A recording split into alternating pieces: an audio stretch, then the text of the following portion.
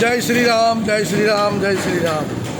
અત્યારે અમારા ભાઈ શ્રી વિનુભાઈ શાંતિભાઈ ભીમાણીના ફાર્મ ઉપર જે વડા ગામની જોડે મણિનગર ઉમા ફાર્મ જોડે આપણે ગયા છીએ. ભાઈએ અમારા બટાકાનું વાવેતર કર્યું છે, જે આપણે નજીકથી જોશું કે અમારા ભાઈનું એલાર બટાકાનું વાવેતર છે. જુઓ, ઓફરમાં એક દીકરી છે જોડે, એ દીકરી ઓફરમાં માલ બધો ઉપર ચડાવતી જાય છે. અને આ પ્લાન્ટનું આખું ટોટલી નિરીક્ષણ અમારા આ દેલાભાઈ છે, આ દિલોભાઈ આખું પ્લાન્ટનું નિરીક્ષણ કરતા રહે છે. જો આગળ આપણે જઈને જોશું એ એટલી ઝીણવટથી કામ કરવામાં આવી રહ્યું છે કે જે ખોટું બટાકું અંદર જોડે જાય નહીં એવું ઝીણવટથી કામ ચાલે છે.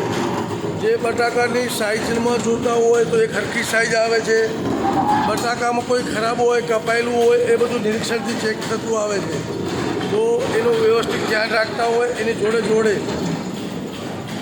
આ નિરીક્ષણ થતું હોય છે.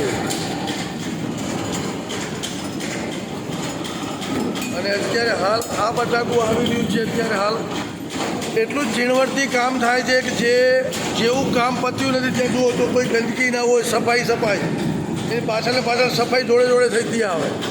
અને કોઈ બટાકું એવું દેખાતું હોય ખરાબ તો એને અંદર ટ્રીટમેન્ટ કરી ગ્રેડિંગ કરતા આવતા હોય છે વ્યવસ્થિત રીતે. અને આ જ બટાકાને પ્લાન્ટની અંદર જો ગ્રેડિંગ તૈયાર થઈને આવે તો આ જબલું છે મૂકેલું છે, તો જબલાની અંદર 50 થી 60 કિલોની બોરી આવે, એને ભરાતું આવે.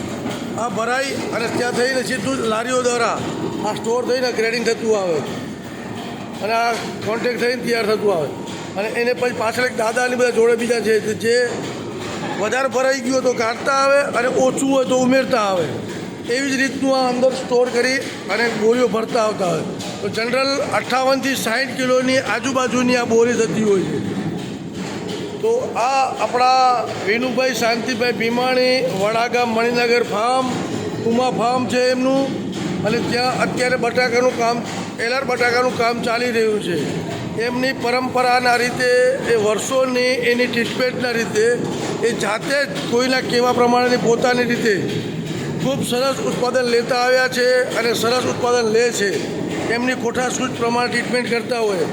અને આ સ્ટોરેજની અંદર જે પણ બટાકું થાય છે ને એનું નિરીક્ષણ, કોઈ ખોટું બટાકું ના જાય, ખરાબ ના થાય એવા અમારા મોટામાં છે એ એક દેખરેખ કરતા રહેતા હોય છે.